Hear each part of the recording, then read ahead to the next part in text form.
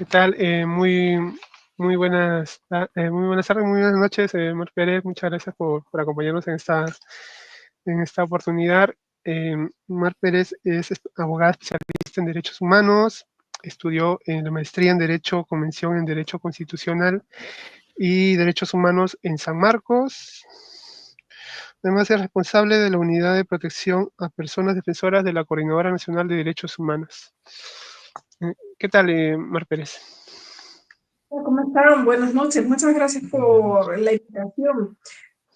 Bueno, si me permiten, yo quisiera darle como un tono un poco diferente a la conversación, ¿no? Porque eh, estamos fijándonos en lo que falta, en lo que no contiene la sentencia, ¿no? Que realmente es grave que se haya establecido la prescripción. Yo cuando terminó la audiencia la semana pasada estaba pues con una sensación así bastante fea, ¿no? Pero entonces me puse a llamar a los compañeros, a los que represento, ¿no? Llamé a Elmer Campos, llamé a Marino, llamé a Luis, todas personas que fueron gravemente lesionadas en noviembre del 2011 y en especial Elmer, ¿no? Y ellos estaban contentos y ellos decían, por fin, ¿no? Por fin se dice, se reconoce la verdad de lo que sucedió y están contentos también porque van a recibir una reparación. Yo creo que tenemos que leer esta sentencia con una mirada de lo que es la justicia indígena. La justicia indígena es diferente a la justicia en las zonas Occidental. urbanas y en las ciudades. La justicia que hacen las rondas es una justicia que tiene una mirada más restaurativa, ¿no? Donde se busca, por ejemplo, que a mí me impresionó mucho un caso que yo conocí de la selva, donde un señor había matado a otro. ¿Y cuál fue el castigo que le dio la justicia indígena? No lo mataron a él.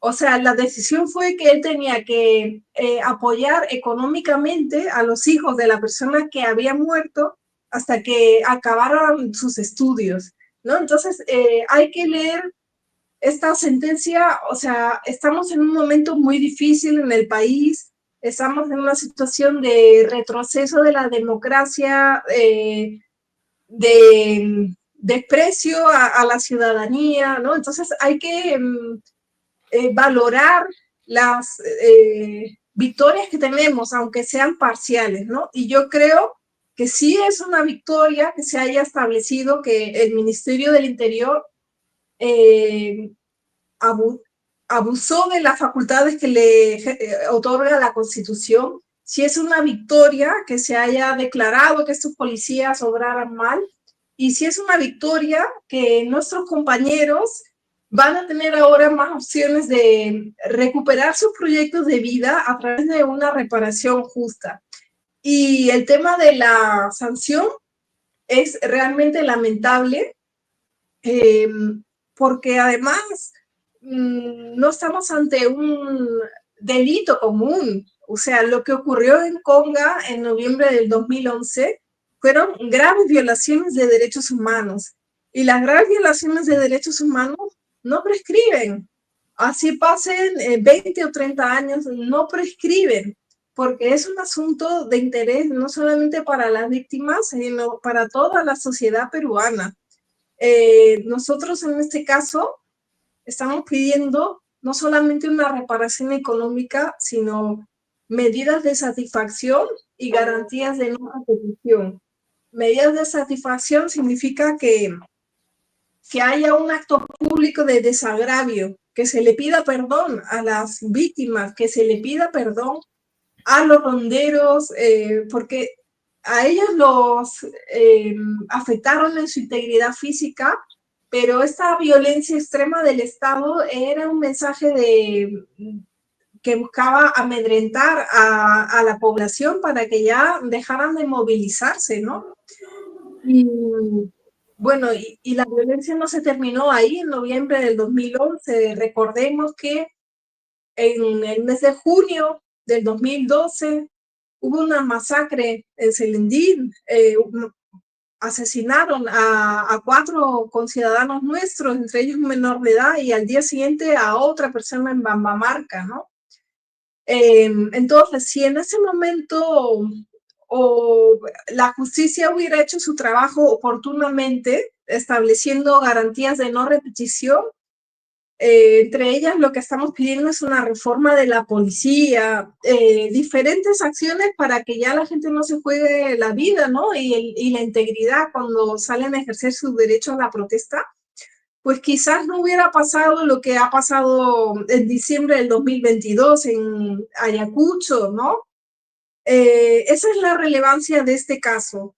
El caso de Elmer, el caso de Conga de noviembre del 2011 nos muestra cómo la, las graves violaciones de derechos humanos en contextos de protesta social son un problema estructural y permanente en el país y que afecta sobre todo a las poblaciones indígenas y campesinas. O sea, no es casualidad que donde viven las comunidades utilicen armamento de guerra, ametralladoras. Con una ametralladora han dejado parapléjico a Elmer. Y en la ciudad, aquí en Lima, por ejemplo, también se reprime durante las protestas, pero y se ha asesinado a gente, se ha asesinado a Inti, a Brian, a Víctor Santisteban, pero la represión nunca alcanza los niveles que vemos en las zonas donde viven las comunidades, donde interviene el ejército y se usan armas de guerra. Bueno, compañeros, miren, yo la verdad me siento optimista. Yo creo que hay que celebrar nuestras victorias, así sean parciales, y ahora en la apelación pelearemos porque la justicia está de nuestro lado, la ley está de nuestro lado y las graves violaciones de derechos humanos como la que ocurrió en noviembre del 2011 en Cajamarca no prescriben. Tarde o temprano yo creo que lograremos obtener justicia. Sí, es interesante lo que mencionas, ¿no? Sobre la justicia, bueno, la comparación, ¿no? La justicia reparativa y la justicia punitiva, ¿no? Nosotros estamos muy acostumbrados a esto, ¿no? A castigar, ¿no? Y bueno, y justo eso incluso lo pienso yo un poco más también como profesor que soy, ¿no? Pero reparar también es importante, ¿no? Y en este caso quería preguntar, ¿cuál sería o cuál es la reparación que se está dando en estos casos, ¿no? El monto exacto nos lo van a decir el día 11, porque lo que hemos tenido esta semana ha sido solo el adelanto de fallo. Ya. Y otra cuestión también es eso, ¿no? Que lo que mencionas, ¿no? Que hay una especie de clasismo o racismo en cuanto a la represión, ¿no?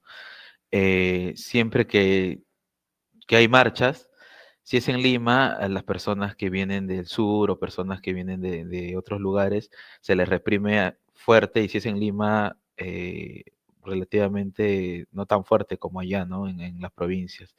Entonces, creo yo, esta represión es eh, clasista, puede ser también, porque hay marchas incluso que, como marchas, recordemos en el gobierno de Pedro Castillo, que había marchas pues de gente que se notaba que estaban en cierto estatus social, ¿no? Que no se les reprimía, que solo se les acompañaba, etcétera, ¿no? Hubo otro tipo de marchas también que no ponen en peligro el status quo, por así decirlo. No, Ahí sí no son estaban en reprimidas contra de de esta la forma. represión policial, digo. Estaba así con el micro apagado. Sí, continúa. Claro, ¿no? Claro, entonces es eso, ¿no? El Estado parece actuar de una manera para cierto tipo de personas y de otra forma para otras personas, ¿no? ¿Qué opinión te merece eso? Sí, completamente de acuerdo. Por ejemplo, el informe que sacó Amnistía Internacional sobre las masacres en las protestas contra Dina se llama Racismo Letal, porque ellos hicieron un estudio estadístico y detectaron claramente que los mayores niveles de uso de la fuerza se dieron en departamentos con prevalencia de población indígena. Y eso lo hemos venido registrando desde el año 2003 nosotros registramos en una base de datos las muertes de personas como resultado de la represión en protesta. Y esto es algo permanente, ¿no? En Lima se utilizan niveles de fuerza mucho más reducidos, comenzaron a utilizarse proyectiles más modernos, ¿no? Como los perdigones de goma. Mientras tanto, en regiones, pues seguimos registrando casos donde se usan ametralladoras para controlar a la población que se manifiesta, algo que es completamente ilegal. Y la mayor cantidad de personas fallecidas se da en lugares donde hay comunidades indígenas, sobre todo que están en disputa o en resistencia con industrias extractivas. Véase, por ejemplo, el proyecto Las Bambas, que es el lugar donde, o en el ámbito de influencia de esta empresa, es donde se han producido los fallecimientos en contextos de protesta social antes de lo que ha pasado con Dina Boluarte. Pero bueno, sin lugar a dudas, el nivel de represión que hemos visto con este gobierno es algo que no se había registrado en toda la historia de la democracia, ¿no? Esa es la diferencia.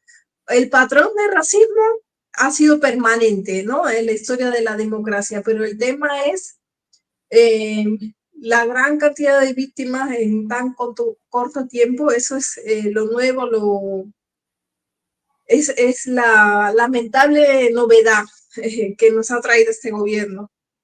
Claro, gobiernan a base del miedo, básicamente, ¿no? A base del terror. Bien, sí, quería también comentar sobre eso, ¿no? Que sí, pues ese informe, ¿no? Es bien, bien contundente con respecto al racismo y también el hecho de que esto no viene, pues, bueno, es una herencia colonial, básicamente, ¿no? No es que sea reciente. eh, y porque recordemos en el conflicto armado interno también, ¿no? Habían estos estereotipos, ¿no?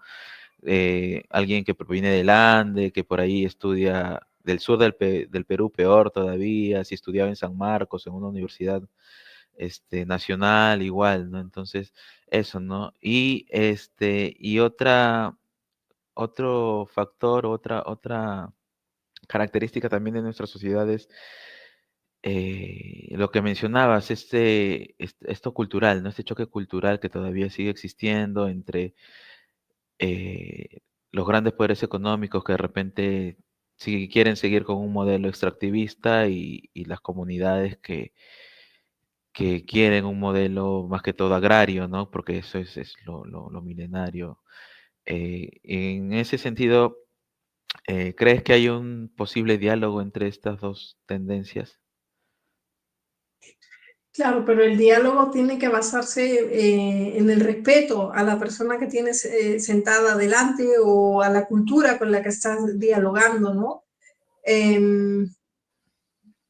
Y vemos que eso no está realmente sucediendo en el país. Después de los hechos de Bagua en el 2009, creo que marcaron un hito, ¿no? En el reconocimiento de las comunidades como actores políticos. Fue como a partir de ese hecho, las autoridades en el país es como si hubieran despertado, ¿no? Y hubieran dicho, wow, hay personas indígenas y son sujetos políticos. Yo creo que no es casualidad que una de las primeras cosas que hizo Ollanta Humala cuando asumió el poder fue aprobar la ley de consulta, ¿no? Sin embargo, lamentablemente, los procesos de consulta en el país no se están implementando de manera genuina, o sea, son más como un rito vacío o una formalidad. Realmente no se le da la información a las comunidades, el tiempo que necesitan para tomar sus decisiones que son muy importantes, y en muchos casos no se respetan los acuerdos, ¿no? Es que realmente no puede haber diálogo si no se generan algunas condiciones para que haya realmente equilibrio entre las dos partes que están dialogando, ¿no? Por ejemplo, una de esas condiciones es que las comunidades puedan contar con asesoría técnica, ¿no? Y con asesoría técnica que trabaje para ellos. En estos momentos lo que vemos es que los estudios de impacto ambiental lo pagan las empresas que van a desarrollar una actividad extractiva. Debería ser el gobierno, ¿no? O sea, debería ser un ente neutral el que realice los estudios de impacto ambiental y las comunidades deberían poder contar con soporte para tomar estas decisiones. Bueno, y en algunos casos las comunidades sí quieren la actividad extractiva. Es el caso de las bambas. O sea, en las bambas la gente sí, perdón.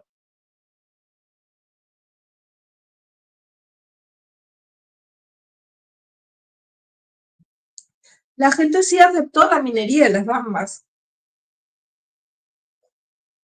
El tema es que se cometieron muchos abusos en el camino, ¿no? Modificaciones de estudio ambiental, truchas, criminalización a los líderes, uso de tierras comunales sin compensar a las comunidades. Todo eso ha ido generando un rechazo, pero la gente allí no es antiminera. La gente aceptó la minería. Experiencias como estas son conocidas por otras comunidades y lo que hacen es ahondar el rechazo al modelo extractivo, ¿no? O sea, porque la gente ve que en algunos lugares, como en la zona de las Bambas, se aceptó la actividad minera y lo que se ha recibido ha sido no impactos ambientales y muchísimos problemas que no han sido de ninguna manera compensados por la actividad económica extractiva. El caso de Cajamarca, la mina de oro más grande de América, y no sé si es la el segundo departamento con mayores niveles de pobreza en todo el país, ¿no? Eso la gente ya lo sabe, las comunidades ya lo conocen y es más difícil que se dejen sorprender, ¿no? Ahora el tema es el discurso de la minería ancestral que están vendiendo algunos, por ejemplo, está apareciendo mucho en Diario 1, ¿no? La minería ancestral, los mineros ancestrales. Y bueno, es verdad que la minería, por ejemplo, en Madre de Dios, la renta per cápita es mayor, mucho mayor que en Cajamarca, ¿no? El tema es, o sea, realmente les distribuyen más, ¿no? Pero el tema es toda la violencia que se genera, la devastación ambiental, etcétera, ¿no? Entonces, de alguna manera es como que las comunidades están así cercadas por estos dos discursos, que son dos discursos falaces, que en realidad no son dos modelos que no conducen realmente al bienestar, al desarrollo de las comunidades locales. Y mientras tanto, el Estado no hace nada o si lo hace es para tratar de sacar su tajada, ¿no? Nada más, ¿no? En vez de ser un Estado que garantice los derechos de la población, el bienestar, lo que tenemos son funcionarios públicos que tratan de medrar, de sacar sus propios beneficios, ¿no? Y tanto las empresas, las grandes empresas como las economías ilegales ya colocan funcionarios públicos, congresistas, compran medios de comunicación. Por suerte ahora tenemos las redes, ¿no? Y tenemos programas como este. Muchas gracias. ¿Se encuentra bien? ¿Cómo está con algunos? Sí, todo bien, todo bien. Sí, sí. Sí, me llamó la atención que para sus defendidos, este fallo, este resultado del proceso judicial, lo hayan visto de manera positiva, porque como dicen, ¿no? han reconocido que los policías han cometido abusos, excesos. Pero por otra parte también es muy cierto que la Fiscalía no ha calificado estos delitos como graves violaciones a los derechos humanos. Y en eso hay que incidir, ¿no? Se debe incidir, ¿no? Y por otra parte, el juez tuvo la oportunidad de hacer uso del control difuso para no utilizar la ley Soto, pero aún así lo hizo, ¿no? Entonces, en estos dos casos creo que hay un acto, o sea, se ve, ¿no? Cuánta indolencia, cuánta falta de humanidad por parte de quienes ejercen, quienes representan la justicia, quedan en deuda, ¿no? Creo que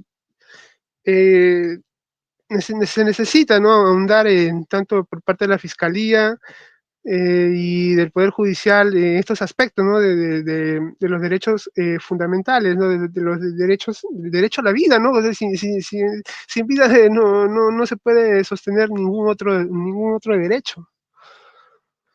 Sí, definitivamente la situación a la que hemos llegado en el proceso tiene que ver con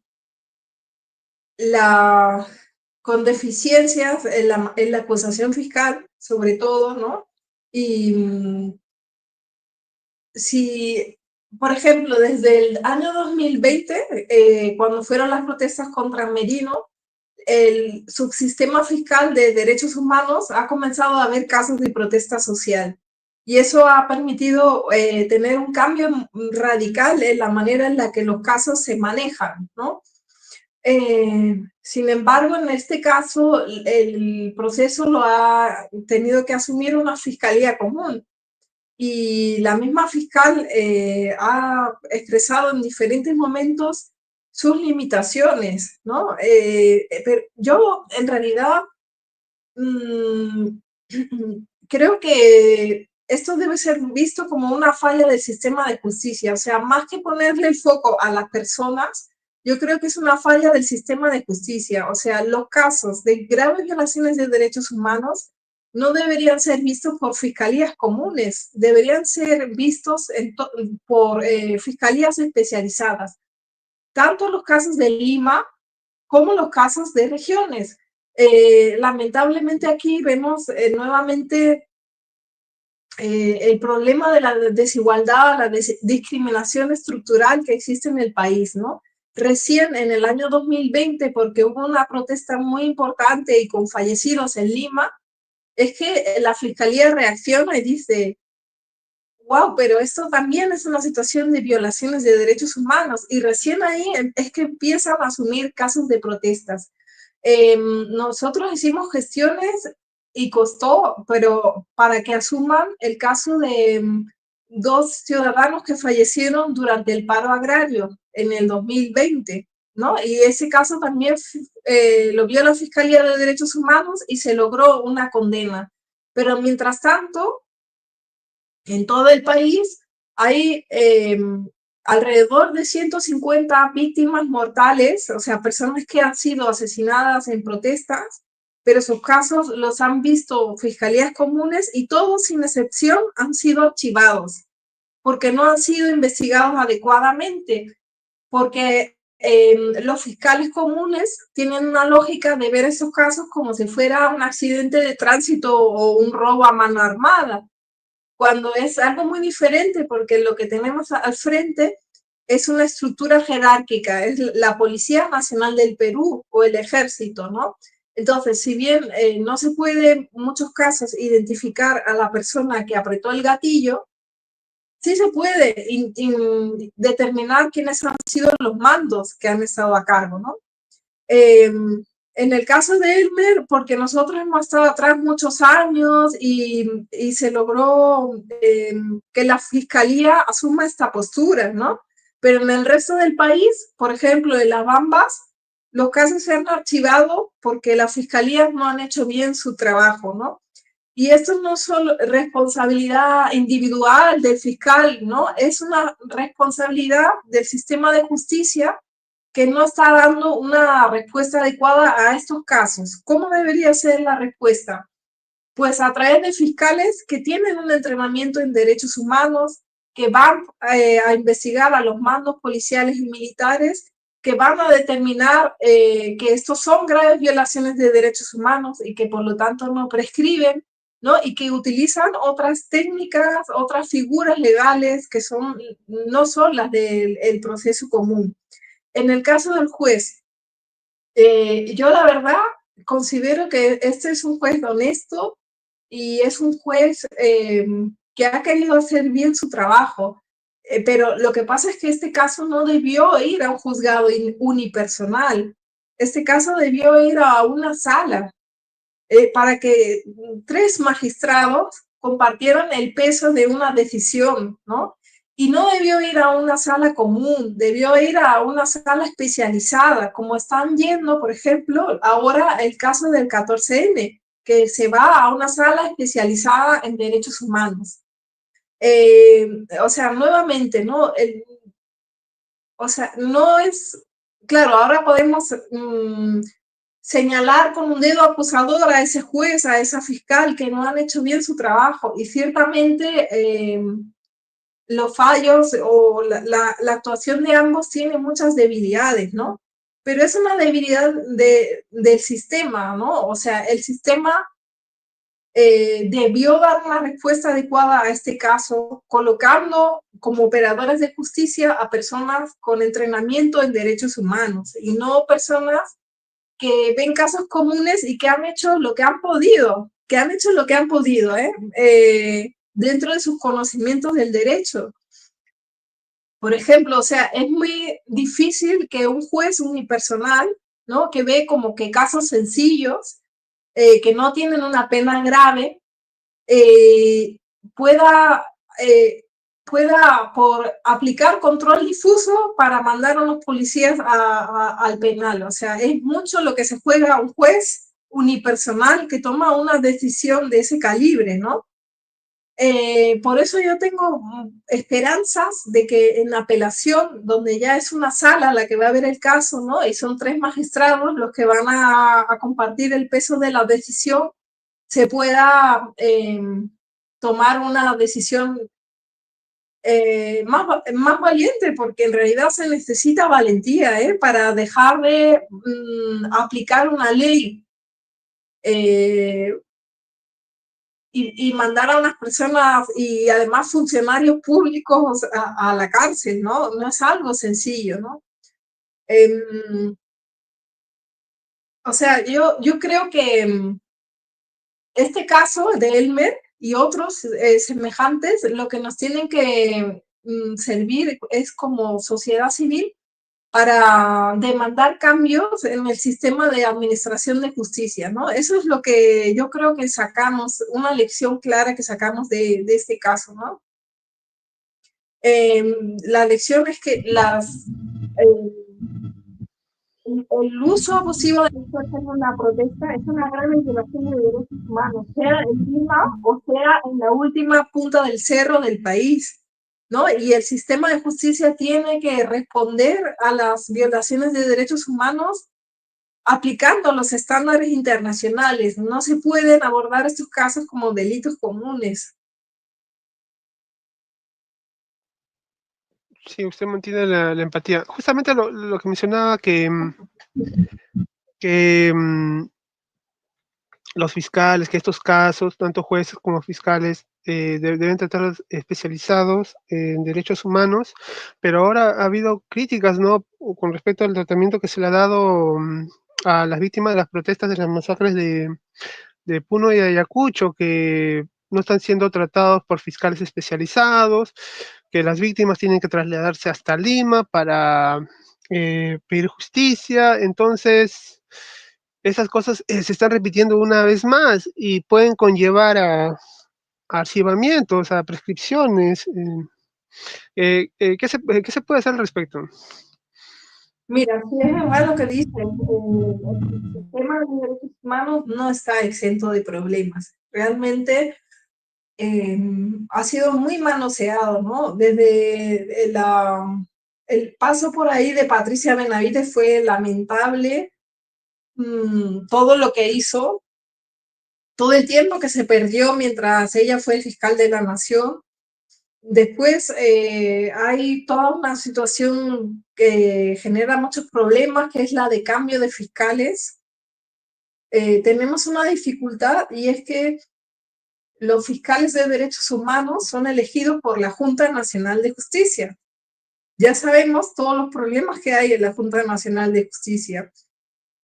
Y además son elegidos sin valorar para nada su experiencia previa en derechos humanos ni sus conocimientos en derechos humanos.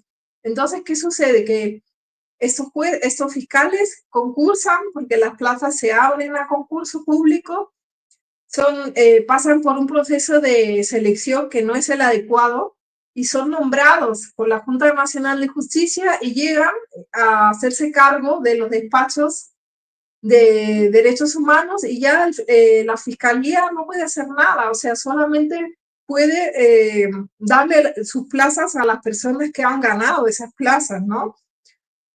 Por eso se está pidiendo que haya un proceso de selección que sea adecuado para la función que van a desempeñar estos fiscales, ¿no?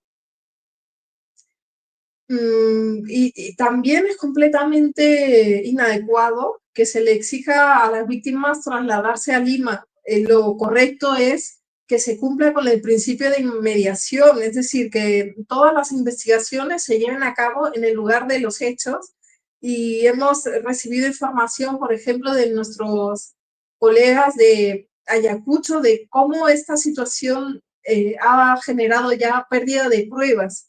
Porque, por ejemplo, nos contaban del caso de un ciudadano que tenía videos en su celular que quería presentarlos como prueba, pero que cuando ya llegó la Fiscalía de Lima no contaba con esas pruebas, ¿no? Ya había perdido los archivos. Y así, ¿no? Aparte que cuando hablamos de violaciones de derechos humanos, hay estándares especiales de participación de las víctimas, ¿no? Las víctimas tienen derecho a participar en el proceso de administración de justicia y eso demanda una cercanía entre el fiscal que está viendo sus casos y las personas, los familiares o las víctimas. Y esta cercanía no se puede mantener cuando los fiscales que ven tu caso están en otro lugar del país, muy distante, y además hablamos de familias que en muchos casos cuentan con escasos recursos y los pocos recursos que tenían les han ido porque tienen heridas muy graves que enfrentar, ¿no? En muchos casos. Entonces, tienes toda la razón, se están presentando una serie de problemas en el subsistema de derechos humanos. Pero, de todas maneras, yo te lo digo porque veo casos de protestas desde el año 2003 y me parece, o sea, que a pesar de todas estas dificultades, la manera en la que se están conduciendo las investigaciones es abismalmente diferente a lo que se hacía antes. Para empezar, las investigaciones comprenden a los mandos policiales. Por ejemplo, aquí en Lima, el director general de la policía está comprendido en los casos. No solamente se busca identificar a quién disparó, sino que además está comprendida toda la cadena de mando. Eso es algo completamente nuevo en los casos de protesta social. Bueno, la primera vez que se ha hecho eso es en el caso de Elmer Campos, de Conga, donde están comprendidos dos mandos policiales, ¿no? Pero ahora lo que está haciendo la Fiscalía de Derechos Humanos es incluir a toda la cadena de mando. Eso es algo importante, valioso. El trato a las víctimas es muy diferente al que se recibe en una fiscalía común, en fin. O sea, yo creo que en ese momento donde el Estado está en descomposición, la institucionalidad está en descomposición, lo que tenemos que todavía funciona, aunque no sea perfecto, lo tenemos que reconocer, valorar y defender, ¿no? Defender ahora porque sabemos que pretenden descabezar a la Fiscalía de la Nación. Claro, es evidente este manejo político tanto de la fiscalía, incluso también un poco en el Poder Judicial, ¿no? Pero sobre todo en la fiscalía con todos estos problemas que está habiendo, pues por por lo que hubo, ¿no? Con la fiscal anterior y que la quieren incluso, lo han querido incluso volver a reponer, ¿no? Entonces, ese es el problema en realidad, ¿no? Que se está manejando de una manera política y esta institución que es la fiscalía debería ser lo más neutral para poder acusar con fundamentos, ¿no? Y para poder ser imparcial. En ese sentido, ¿te parece muy urgente una reforma o un cambio fuerte en esta institución o simplemente es cuestión de cambio de las personas? Mira, yo lo que veo es que ahora hay este proyecto de ley para reformar la fiscalía, pero más bien eso es una amenaza, ¿no? Porque quienes van a reformar ahora la fiscalía son quienes quieren tomarla, quienes quieren neutralizarla para asegurarse impunidad. Creo que en este momento entrar en un proceso de reforma de la fiscalía sería muy, muy peligroso, ¿no? Lo que podemos sí es apostar a cuestiones más de directivas dentro de la institución o incidir en el proceso de designación de funcionarios, eso podríamos sí, pero una reforma en este momento, una reforma sería para que lo tomen como han tomado el Tribunal Constitucional y la Defensoría del Pueblo, no creo, ¿no? Que el Perú necesita una reforma institucional, una reforma a fondo, de hecho que la necesita, ¿no? Todo lo que está pasando es evidencia de la debilidad del sistema institucional que tenemos ahora y que se necesita una reforma para garantizar una democracia más real, una defensa más real de los intereses de la población. De todas maneras, yo en eso estoy 100% de acuerdo, ¿no? Con lo que tú planteas. Pero entrar en una reforma ahorita, a mí me daría mucho miedo, la verdad. Sí, sí, sería para más adelante serían las reformas, ¿no? Donde se pueda garantizar el acceso a la justicia. Sí, usted me indicaba, ¿no? Que están pidiendo garantías de no repetición, y eso lo van a sostener en la apelación. Y en el caso del policía sentenciado por el paro, por la muerte en el paro agrario del 2020, también hicieron ese pedido.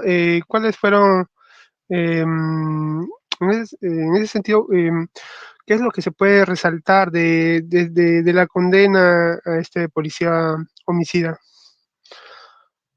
Son las primeras condenas que ha habido en el país por muerte de ciudadanos en una protesta, no tenemos otra, ¿no? Y en este caso, la Fiscalía de Derechos Humanos intervino cuando el caso ya estaba muy avanzado, ¿no? Entonces, toda la investigación se hizo por un fiscal común. Y entonces, lamentablemente, solamente se enfocó en el policía que había disparado, pero nosotros había pruebas de que ese policía recibía instrucciones de una persona que estaba al mando en ese lugar. Además, no es ninguna, yo creo, a ver, ¿qué piensan ustedes? Pero a mí me parece que no es casualidad que cada vez que hay protestas haya muertos allá, en esa zona, en Virú, ¿no? Murieron 3 en el paro agrario del 2020, murieron otros 3 ahora con las protestas contra Dina Boluarte. Entonces, ¿qué pasa en ese lugar? ¿Por qué la policía en ese lugar actúa de esa manera, no?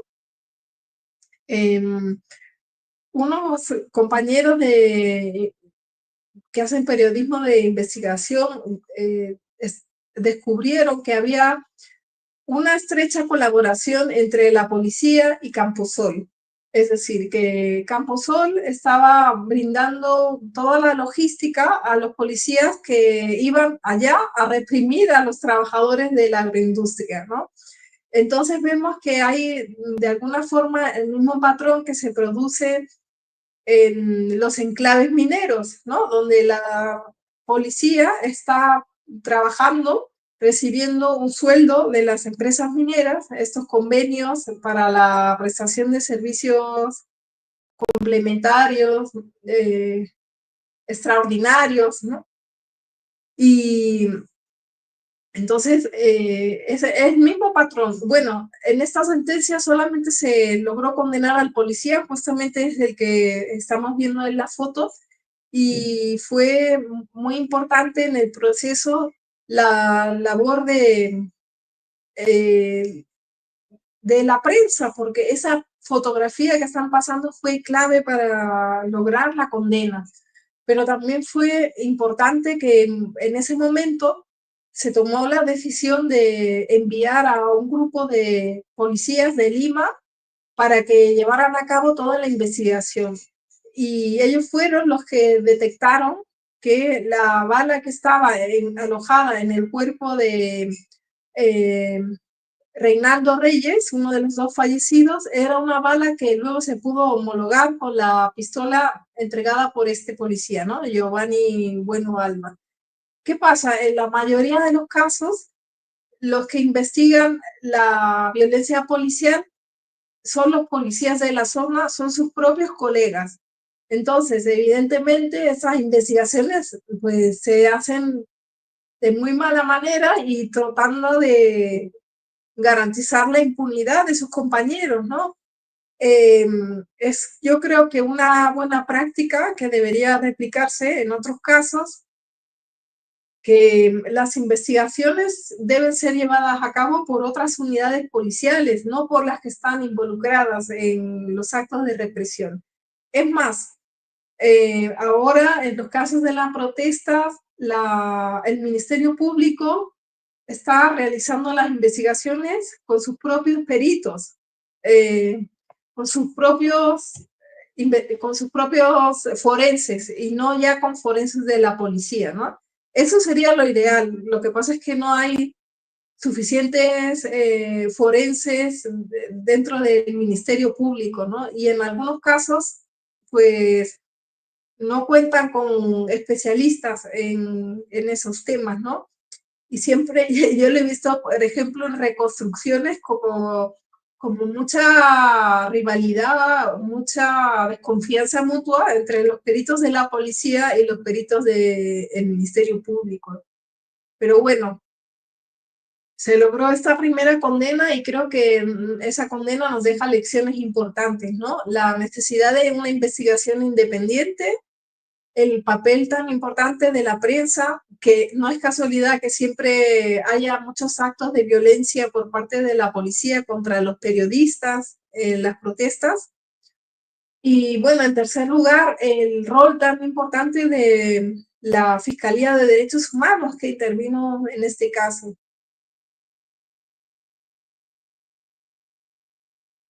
Sí, esperemos que en esta apelación se logre condenar a los policías responsables de la masacre de Conga, ¿no? Como usted mismo ha mencionado, las violaciones a los derechos humanos por más que sean estas leyes inconstitucionales, ¿no? Como la ley Soto, ¿no? Muchas gracias, Mar Pérez. Sí. Yo creo que sí, no nos iremos a la Comisión Interamericana de Derechos Humanos. Hay un caso que está en la Comisión Interamericana por la imposición violenta del proyecto Conga. Y en ese caso está las muertes de las 5 personas que ocurrieron en el 2012 y otros muchos actos de violencia, ¿no?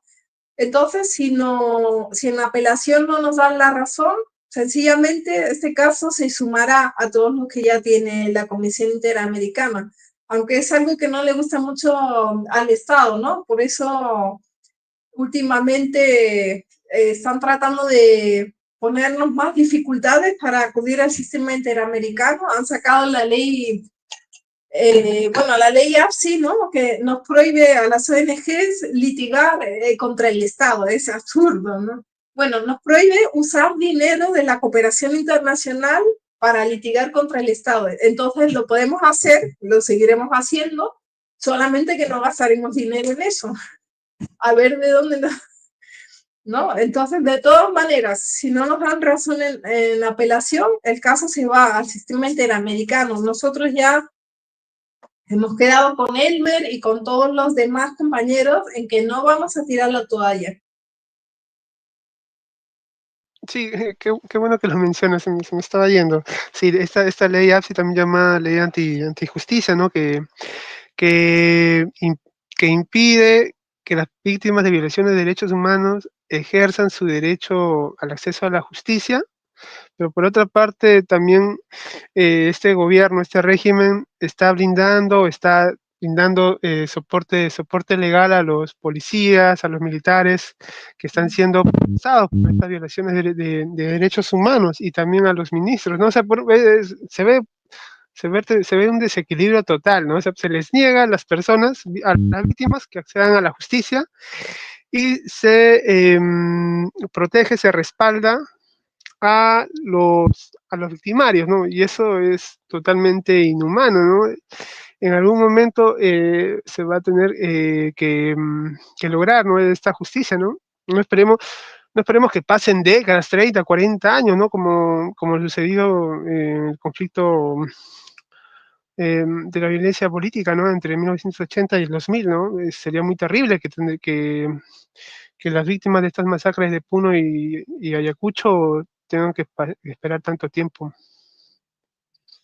Sí, es verdad. Por ejemplo, lo que es mucho en el caso de Elmer, ¿no? Elmer es una persona que se ha quedado parapléjica con 30 años. Eh, y ser parapléjico en Bambamarca no es como ser parapléjico en una ciudad de Europa donde todo está adaptado, ¿no? Para personas en silla de ruedas. O sea, ser parapléjico en Bambamarca es muy difícil poder movilizarte para hacer tus cosas, ¿no? Y, y él hubiera necesitado, o sea, hubiera sido importante, hubiera hecho la diferencia, ¿no? Que él hubiera podido recibir una reparación hace 10 años para que pueda tener mucha mejor calidad de vida, ¿no? Yo a veces he tenido miedo de que él no pueda llegar vivo al final del juicio, ¿no? Eso es algo que a mí también me ha, eh, para mí, al menos esta sentencia que no es todo lo que quisiéramos, o sea, yo al menos me siento contenta de que él haya podido llegar a verla, ¿no? Eh, pero bueno, la justicia que tarda 13 años no es verdadera justicia, ¿no? Pero además, las reparaciones no deberían depender de que haya un proceso judicial, deberían ser como rutas independientes. Debería darse reparaciones administrativas que sean independientes de que haya una sentencia judicial. De reparaciones administrativas que sean inmediatas, porque cuanto más tiempo pasa, más grave es el daño que sufre Elmer. Bueno, es un poco fuerte contar eso, ¿no? Pero ahora mismo él tiene escaras muy, muy profundas que no se van a curar así nomás, sin una intervención médica, ¿no? O sea, su situación de salud está muy deteriorada y él ha llegado a este nivel porque no ha contado con los recursos para poder recuperarse, ¿no? Entonces, Sí, sí, justamente hay un documental, Conga, la lucha continua de Grufides, en el cual cuenta la historia de Elmer, y es muy duro cómo está sobrellevando las secuelas, ¿no? De las balas que le impactaron en su columna. Vamos a compartir un extracto de este documental para terminar. A ver.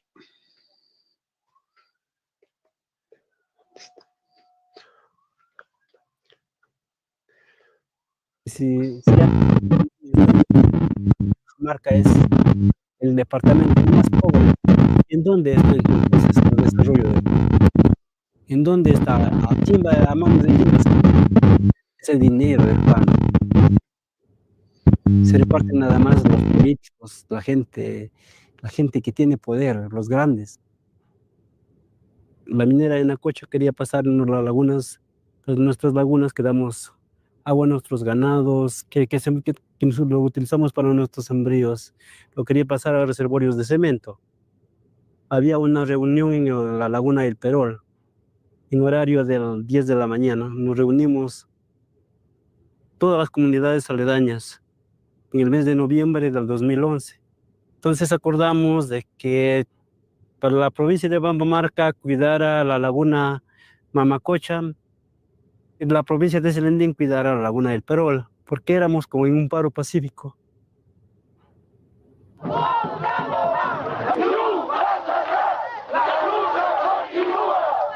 Nosotros éramos miles de personas que éramos ubicados ahí.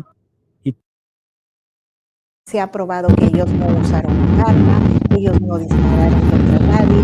¿Puedes adelantar la parte donde él está contando el tratamiento que está llevando?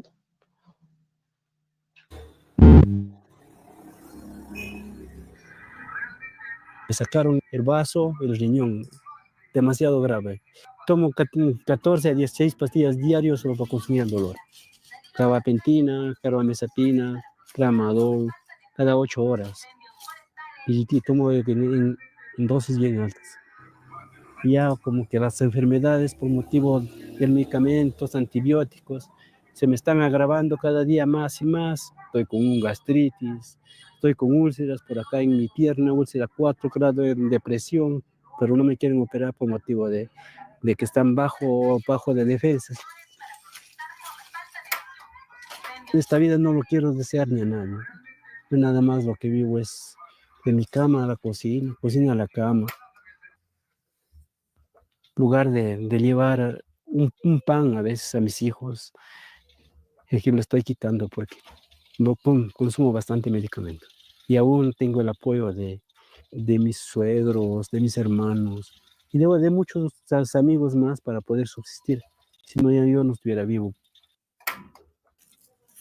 Mi hijo, él vive en Cajamarca, él está estudiando Administración de Empresas en la Universidad Nacional.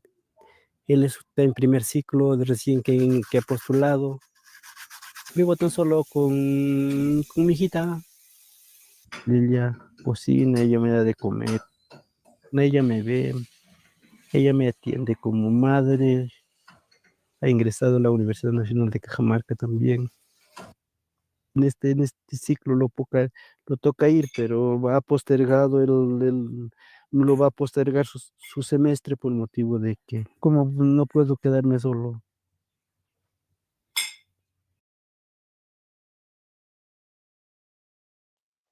Es demasiado duro lo que le ha pasado a Elmer Campos.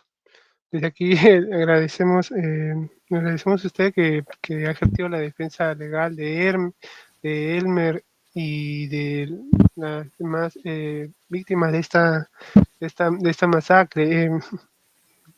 Para acompañarnos en esa oportunidad, esperemos que poder sobre otros casos. Muchísimas gracias por la invitación y por preocuparse por este caso. Yo quisiera comentarles que él siempre me dice que si tuviera que volver a ir y hacer lo que hizo aquel día para defender las lagunas, lo volvería a hacer sin dudar, ¿no? Entonces, creo que les agradezco mucho el acompañamiento y pediría que haya una atención de la opinión pública, porque no se trata solamente de Elmer, se trata de cualquiera de nosotros, de nuestros hijos, que el día de mañana vamos a salir a protestar y lo que buscamos es que nadie se juegue la vida por ejercer este derecho fundamental. Muchas gracias. Buenas noches. Gracias a ti. Buenas noches.